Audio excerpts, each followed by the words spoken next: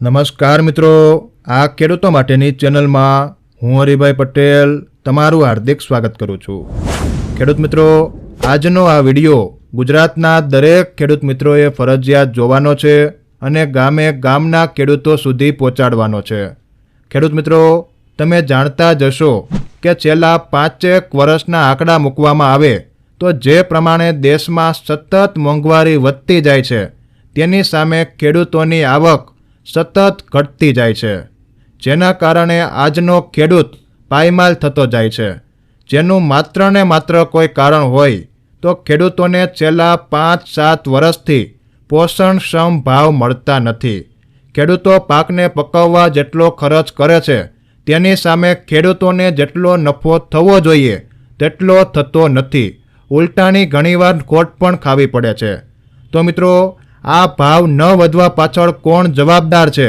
શા કારણે ખેડૂતોને પૂરતા ભાવ મળતા નથી અને ખેડૂતોએ ભાવ વધારવા શું કરવું જોઈએ?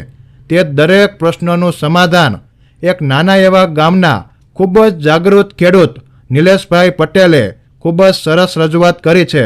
તો આ લાઈવ વિડીયો છેલ્લે સુધી જોજો અને વિડીયોમાં દર્શાવેલા દરેક મુદ્દાઓને બરાબર રીતે સમજજો, કેમ કે જો તમે અત્યારે જાગૃત નહીં બનો તો આખરે ખૂબ જ પસ્તાવાનો સમય આવશે। તો મિત્રો, લાઈવ કાર્યક્રમ શરૂ કરું તેના પહેલાં જે મિત્રો હજુ સુધી આપણી ખેડૂતોની ચેનલમાં જોડાયા નથી તે દરેક મિત્રોને વિનંતી છે કે નીચેનું લાલ કલરનું સબસ્ક્રાઈબનું બટન દબાવી આ ખેડૂતો માટેની ચેનલમાં જોડાઈ જજો, જેથી તમને આવા ને આવા ખેડૂત ઉપયોગી સમાચારો મળતા રહે। તો મિત્રો, લાઈવ કાર્યક્રમ શરૂ કરીએ। જય જવાન જય કિસાન મિત્રો, એક ખેડૂતના દીકરા તરીકે ફરીથી આપણી સમક્ષ હાજર થયો છું એક ખેડૂતની વેદનાની વાત લઈને કે પંજાબ હરિયાણાના ખેડૂતો દિલ્હીની અંદર આંદોલન કરવા માટે આગળ વધી રહ્યા છે। જે ખેડૂતની તાકાત છે તમામ તાકાત સાથે લઈને અને દિલ્હીની અંદર જાણે કે કોઈ પાકિસ્તાનથી આતંકવાદીઓ આવતા હોય અને પાકિસ્તાનની બોર્ડર ઉપર જેમ સૈન્યને તૈનાત કર્યું હોય એવી રીતે દિલ્હીની બોર્ડર ઉપર પોલીસને તૈનાત કરવામાં આવી છે। આ ખેડૂતો દિલ્હીની અંદર ન આવે એટલા માટે। આ ખેડૂતો કોઈ આતંકવાદી છે, કોઈ નક્સલવાદી છે, કોઈ હું ન્યાજીને કોઈ બોમ્બ ધડાકા કરવાના છે? ખેડૂતો પોતાના પ્રશ્નને લઈને આવે છે, એની વાત લઈને આવે છે, એની તકલીફ લઈને આવે છે। એ તકલીફને તમે જાણો અને સમજો, આ ક્યાં આંદોલનની જરૂર છે? એ ખેડૂતો 10 મહિના સુધી દિલ્હી બોર્ડર ઉપર બેઠા છે અને ત્યારે એના પ્રશ્નોને નિવારણ નહોતું આવ્યું અને આ સરકારે એવું આશ્વાસન આપ્યું હતું કે અમુક સમયમાં તમને આ કરી દેવું। ત્યારે યુપીની ચૂંટણી ઉપર હતી અને ચૂંટણીને એને જીતવા માટે ખેડૂતોને સમજાવ્યા અને ત્યારે પાછા મોકલી દીધા, પણ એનો એ પ્રશ્ન એની જગ્યાએ ઊભો છે એટલે ખેડૂતોએ ફરી આંદોલન કરવાની જરૂર પડી છે। હું એક ખેડૂતનો દીકરો છું, તમે પણ બધા ખેડૂતના દીકરા છો। ખેડૂતને શું તકલીફ છે એ કોઈને કહેવાની જરૂર નથી, કોઈને કઈ જણાવવાની જરૂર નથી, બધા પોતપોતાની તકલીફ જાણે છે કે 2 વર્ષ પહેલા કપા 2500 વેચાતો હોય ને આજ 1200 વેચવો પડતો હોય। ડુંગળીના માન ખેડૂતોને 500-700 રૂપિયા બજાર થયું હોય ને સરકાર પોતાની મનમાનીથી નિકાસ બંધ કરી દે છે। માત્ર ને માત્ર એની તકલીફ ખેડૂતોને ભોગવવાની આવી।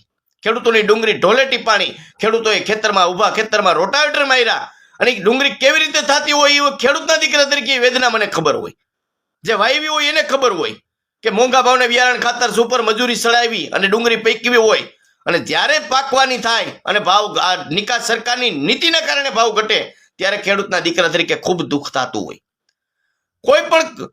તમારે કોઈ પણ ઉદ્યોગ લઈ લેવો ને સામાન્ય બાકસ બનાવતો માણસ હોય, બાકસની એક કંપની હોય, એ બાકસ બનાવતો હોય ત્યારે 1 રૂપિયામાં બાકસ વેચાતી હોય અને 50 પૈસામાં એને પડતર પડતી હોય, એ જ બાકસ એને પછી 25 પૈસા સરકાર એવી નીતિ કરે 25 પૈસામાં વેચવી પડે તો એ બાકસ બનાવની કંપની વાળાને આત્મહત્યા કરવી પડે।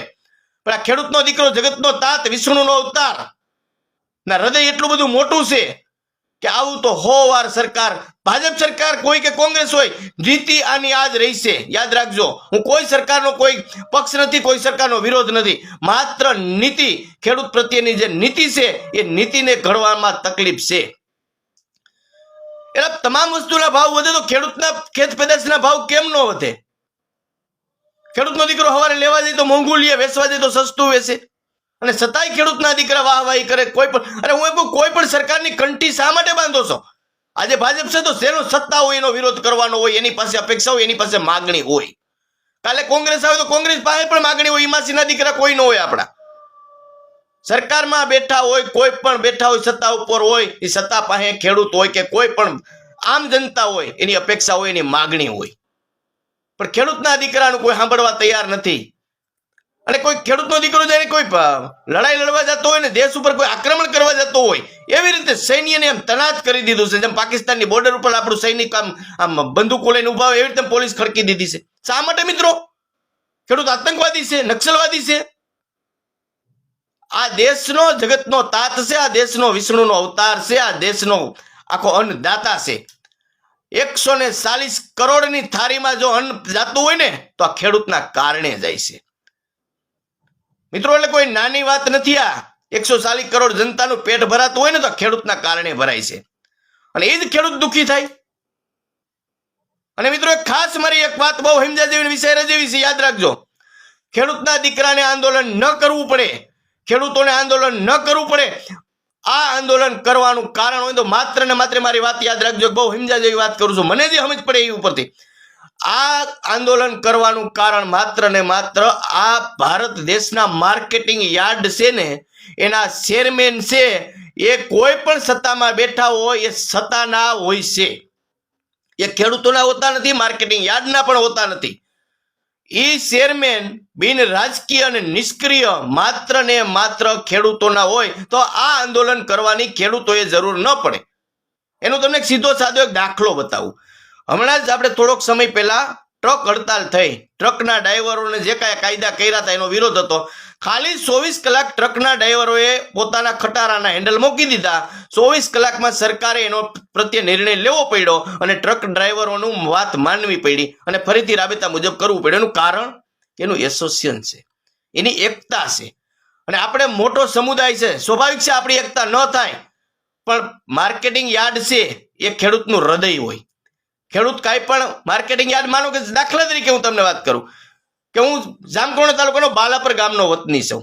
મારો તમામ માલ ગોંડલ માર્કેટિંગ યાર્ડમાં જતો હોય કે મારા ગામનો જતો કે મારા વિસ્તારનો જતો હોય, તો ગોંડલ માર્કેટિંગ યાર્ડ જ આપણો બંધ થાય, યા ગોંડલ માર્કેટિંગ યાર્ડ જ હડતાલ ઉપર ઉતરે, આ ડુંગળીની નિકાસ તમે ચાલુ કરો, આ મારા ખેડૂતોને ક્યારેય પોહાય નહીં.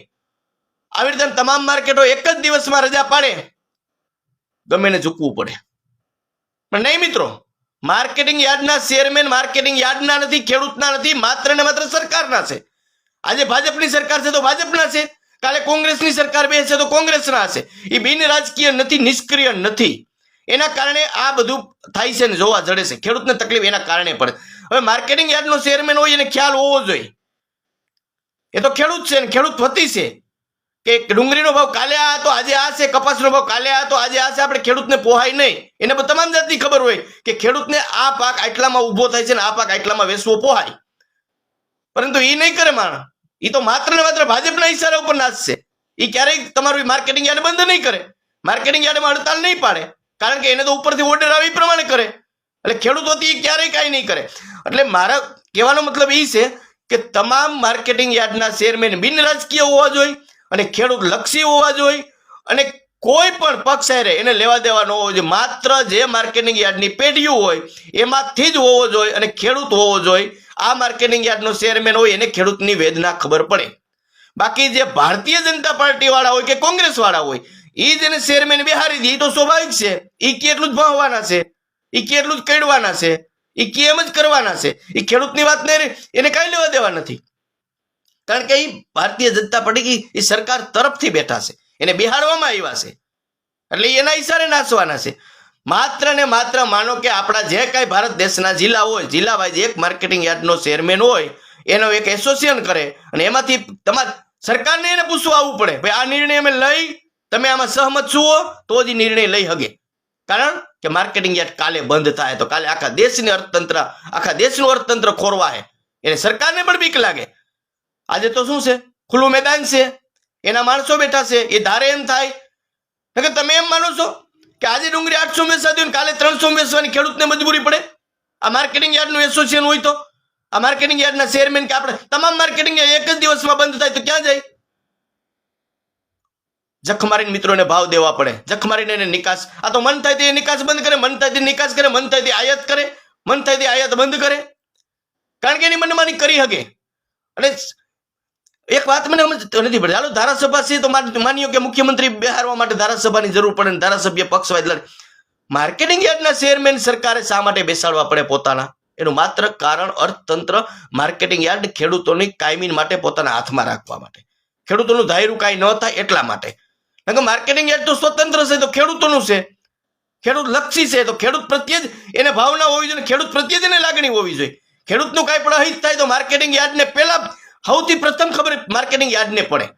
ભાવમાં આમ તેમ થયું એને નીતિ રીતિની બધી માર્કેટિંગ યાર્ડના ચેરમેન હોય કે એની જગ્યાએ કમિટી હોય કે જે માર્કેટિંગ યાર્ડમાં પેઢીઓ બેઠી હોય, એને તમામને ખબર હોય કે આ પરિસ્થિતિ આના કારણે સર્જાણી છે. હા, ક્યારેક કુદરતી આફતના કારણે માનો કે ઉત્પાદન વધારે આવ્યું હોય અને ક્યારેક આવું ભાવમાં બને, આપણે પણ સ્વીકારીએ, આપણે પણ ખેડૂતના દીકરા છે, આપણે પણ સમજી શકીએ કે ડુંગળી છે, લસણ છે, ક્યારેક ઉત્પાદન બમ્પર આવ્યું હોય તો ભાવ ન મળે, એ સ્વાભાવિક છે. પણ જ્યારે કૃત્રિમ રીતે ભાવ કાપવામાં આવે, કૃત્રિમ રીતે સરકાર આવી રીતે બ્રેક મારીને પોતાની રાજકારણ કરવા માટે એની ચૂંટણી ઉપર આવતી હોય એટલે આવું કરવામાં આવે, એ મિત્રો માત્ર ને માત્ર ખેડૂતને નુકસાન કરવાની. આપણે પણ સમજી છીએ કે ડુંગળીના 2000 ન થવા જોઈએ, પણ મિત્રો ડુંગળીના 200 પણ ન થવા જોઈએ. આપણે સમજી છીએ કે ડુંગળી 800-1000 ઉપર જાય તો ગરીબ માણસોને ખાવી ન પોહાય, તો મિત્રો ખેડૂને પણ 500 નીચે ડુંગળી વેચવી ન પોહાય. એ ખેડૂતના દીકરા તરીકે આપણે ખબર કે આ 300 રૂપિયા તો તૈયાર થાય છે આપણા ખેતરમાં, એ ખેડૂતો એને ખબર. આજે માર્કેટિંગ યાર્ડમાં ચેરમેન બેઠા નથી ખબર પડતી, બધી ખબર પડે છે, પણ એ ભારતીય જનતા પાર્ટી સરકારના ઈશારે નાસે છે. નકર 24 કલાક માર્કેટિંગ યાર્ડ ભારતના બંધ રહીએ મિત્રો, કોઈ પણ સરકાર હોય જખ મારીને એને નિર્ણય લેવો પડે. પણ મિત્રો એવું તો કઈ બનતું નથી, પોતાની મનમાની કરે છે. એટલે દરેક મિત્રો વડીલોને મારી વિનંતી છે કે ખેડૂતના દીકરાઓને જાગૃત થવાની જરૂર છે. અને ભારતીય કિસાન સંઘ જેમ ભાજપ માટે કામ કરે છે એમ અત્યારે તમામ માર્કેટિંગ યાર્ડના ચેરમેનો ભાજપ માટે કામ કરે છે. આમ કિસાન સંઘ નામ કેવું લાગે, ભારતીય કિસાન સંઘ, આમ જાણે કે ખેડૂતની એક મોટી બ્રાન્ચ છે, ખેડૂતના જે કાંઈ વિચારધારા છે એ બધી આમાં હમાયેલી છે એવું લાગે. પણ માત્ર ને માત્ર સરકારને સહકાર આપવા માટે આ એક જાતનું ખેડૂતોના નામ ઉપર સરી ખાવાનું સાધન છે. એટલે દરેક મિત્રો વડીલોને મારી વાત સાચી લાગે તો આગળ વધારજો ને ખેડૂતો સુધી પહોંચાડજો. આ જગતનો તાત, વિષ્ણુનો અવતાર આજે ક્યાંયનો નથી રહ્યો ને આવા આંદોલન ખેડૂતોને કરવા માટે ગોળીબાર આ લોકો આજે રોકે છે, કાલે અતિની ગતિ થાય ગોળીબારી કરશે. આ મરવાનું છેવટ ખેડૂતોને છે. જય હિન્દ, જય ભારત, જય જવાન, જય કિસાન. દરેક ખેડૂતોએ જાગૃત થવાની જરૂર છે, સંગઠિત થવાની જરૂર છે, અને મારી વાત સારી લાગે તો આગળ વધારવાની જરૂર છે. આટલી વાત કરી મારી પૂરી કરું. જય ભારત.